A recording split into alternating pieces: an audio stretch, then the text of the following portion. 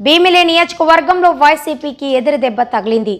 ఆనందపురం మండలం రామవరం పంచాయతీకి చెందిన సీనియర్ వైసీపీ నాయకుడు భీమిలి మార్కెట్ కమిటీ మాజీ చైర్మన్ కాకరపూడి వరహాల రాజు, ఆయన కుమారుడు వైసీపీ పాడేరు ఎన్నికల ఇన్ఛార్జ్ శ్రీకాంత్ రాజు తమ అనుచరులతో కలిసి టీడీపీలో చేరారు. బుధవారం సోంట్యాంలో జరిగిన సభలో భీమిలి ఎమ్మెల్యే గంట శ్రీనివాసరావు టీడీపీ కండువాలు కప్పి వారిని పార్టీలోకి ఆహ్వానించారు.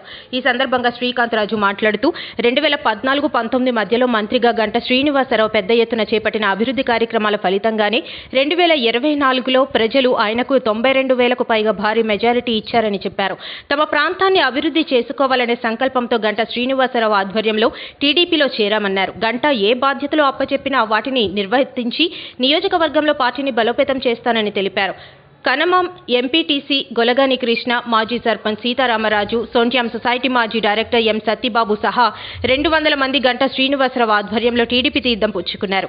కార్యక్రమంలో కార్పొరేటర్లు గాడు చిన్ని కుమారి లక్ష్మి, లొడగల అప్పారావు, తర్లువాడ సర్పంచ్ బీఆర్బీ నాయుడు, గట్టమనేని సుభాష్ చంద్రబోస్, టీడీపీ నాయకులు డిఏఎన్ రాజు, తాట్రాజు అప్పారావు, కె దామోదర్రావు, కాళ్ల నగేష్ కుమార్, అప్పలరాము తదితరులు పాల్గొన్నారు. మళ్ళీ ఆయన అఖండ మెజారిటీతో 2024 ఎలక్షన్లో కనీ విని ఎరుగని రీతిలో 95,000 మెజారిటీతో ఈ ప్రజలు అది ఎవరి వల్ల కాదు, అది మీరు చేసిన ఒక్క అభివృద్ధి వల్లనే మీకు ఇది సాధ్యపడింది సార్.